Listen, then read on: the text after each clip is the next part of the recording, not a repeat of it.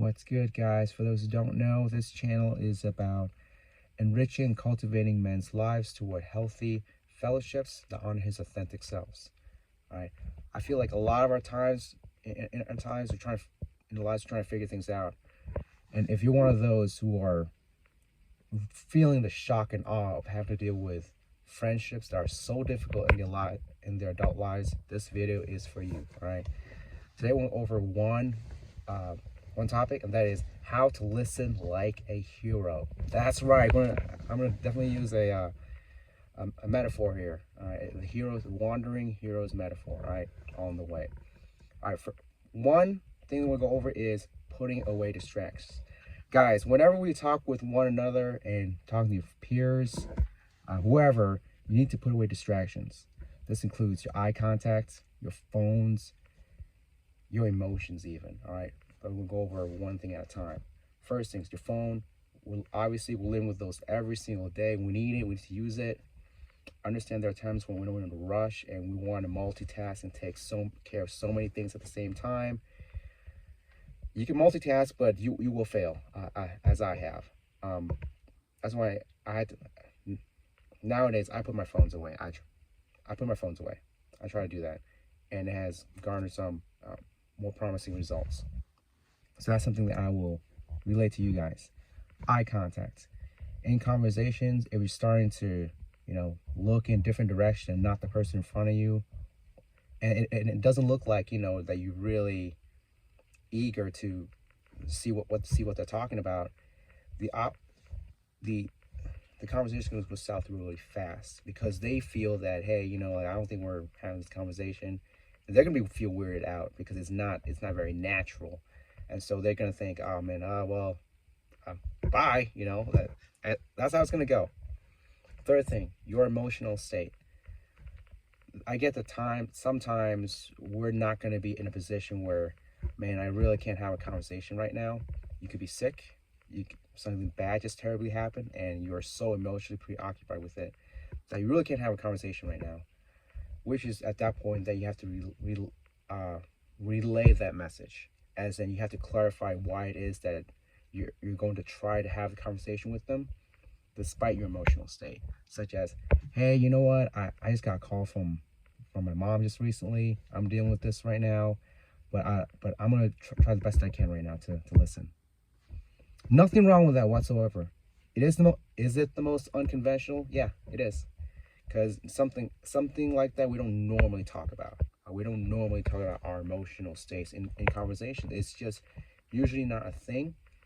In the old days, yeah, it's not. But now, you need to bring it up, because if you don't bring it up, your peers are going to feel misunderstood, and they're going to think, man, this guy's so pissed off just talking to me, man. Like, well, in that case, you know what? I'm gonna head out too.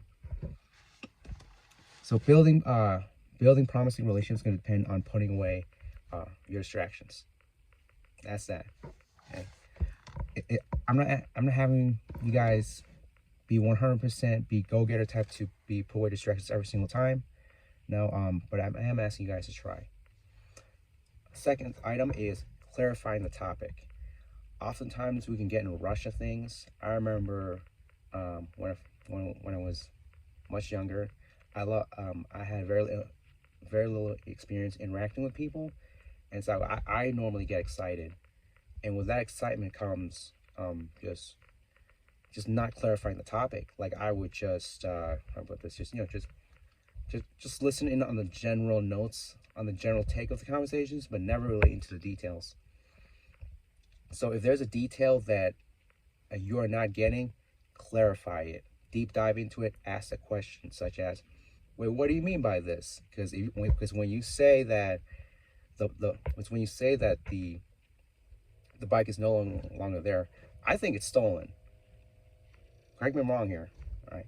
So that's one of the ways to clarify the topic, is to pretty much ask the question itself pertaining to that detail. By asking that question,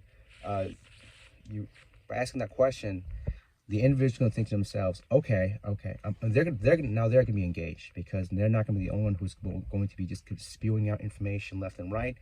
They're going to re-engage themselves to really take the pick up the conversation a little bit more and steer to a direction that benefits both parties. Think about it. In the stories of old, the wandering hero, comes across like a village, a town. Do you think he's going to look at a quest and say, this problem? Well, is he going to look? Is he going to take a look at a quest and just take a look at it for a few seconds and then just leaves and go take care of it? No, he's going to. No, the wandering hero is going to find everything he knows about that quest line. He just has to. He has to learn about his enemies. He has to learn about where the for example, where the troll is. He has to know where to get the gear to fight that troll, and he has to learn who the troll has been bothering. And he's going to have to talk to the locals about, or which particular locals that the troll has been bothering. A bunch of things, right? And so just like the wandering hero himself, you have to be attentive to the details. All right, clarifying the topic. All right, the next thing, clarifying their emotional state about that topic. Oftentimes, we can get so caught up in conversations that we just forget about the other individual and just deep dive into the topic itself. The hero, obviously, in the story, the hero, yeah, he takes a look at quest lines, but if you take a look at it, the reason we look so forward to or aspire to those heroes in the stories of old is because of their character. Yeah, their ability to really empathize with really the locals in that story, their ability to relate and really just showing that he cares a lot about them besides the quest line. So just like the wandering hero yourself, ask your peers about how they feel about the topic, about what they think about the certain details, specs within that topic. This demonstrates your willingness to pay attention to their emotions and to really get a better understanding of pretty much how they are right now. And the next thing is demonstrate the thing where you have my attention. Okay, you have my attention. All right, this is a bunch of nonverbal things that shows that, hey, you have my attention right now. Obviously, if you are preoccupied, people will know the bullshit. They will know that you're preoccupied. If you feel that you really can't have their attention, then yeah, you do them a solid, really do them a solid, and really make the conversation as quick as possible, and then head out. It's just the way it goes sometimes. Unfortunately, you can't. Unfortunately, like a hero of a high character, he's not going to really give the least of himself possible. He just doesn't, guys. And that's something that you really have to look into yourself and ask yourself, hey, am I going to be that friend who's going to give the least possible? Am I going to do that? Okay, and that's demonstrating you have my attention. Obviously, there's a bunch of nonverbals, but these are some of the things that I know of. Eye contact, your voice, even. Your voice even says a lot about you. For example, you could have a really lazy voice, like, oh man, you sound really lazy, or you're really high in energy. Like sometimes I'm really high in energy sometimes because I'm excited about whatever topic people toss at me. Because usually, like, I'm usually curious about things like that. Our next is excitement or personal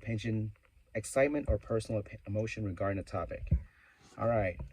A wandering hero, right? He comes across the village, all right? He comes across the quest line, come across the locals, and he tells them, you know what? I don't give two shits about this. I don't care. You know what? This is not really exciting.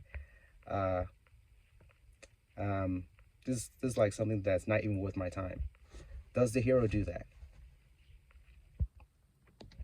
No, the answer is no. Absolutely not. The wandering hero, he's very excited. He comes across the quest line as a challenge, not only for himself, but really a personal challenge for really his soul. And I want you to look at yourselves in the position of of that hero, of your own emotional state regarding the topic. Let the other individuals know that you are either excited for a follow up, that you think, man, this is not, even though this is not as interesting, you are curious about it. Across the board, everyone is curious about something. We are just naturally like that, so that is very, very valid. So even though you personally don't have that much excitement about it, but you still have that curiosity. You can relay and communicate that curiosity as means to show them that, hey, to show the other individuals that, hey, my emotions regarding this is not that as I can say as attractive and appealing to it, but I'm willing to learn. I'm willing to learn. I'm open about it. That says a lot about you, and the other person's, even they're going to respect that, because they feel that, hey, at least they're being straightforward and they're being open about it. Like, oh yeah, this is freaking awesome. All right. So all these things, putting away distractions, like your hero, he takes away distractions, his personal distractions, to make the quest line his priority. All right, clarifying the topic. The hero is not lazy about the details. The wandering hero finds every single details and specs within that quest line. That's the topic. Oh, my voice, guys. Give me a second, all right? Next thing, clarify your emotions about that topic. Like the hero, he lets the people know how he thinks about it, whether or not this is really whether or not completing this quest line is going to be really beneficial for the villagers. Don't worry, guys, I'm gonna finish up quick. All right, and next, excitement and personal opinion regarding the topic. The hero demonstrates his personal opinions. Excuse me, guys. Oh, I've been talking a lot. The hero demonstrates his excitement and personal emotions regarding topic through conveying and communicating effectively. So that's something you have to work on if you haven't struggles with that. And those are all 5 things. If you are this wandering hero who wants to do something about the challenging lives of friendships in the modern age, then subscribe and comment. I'd love to hear about you guys' journeys too. This is what I got for you guys. All right, later.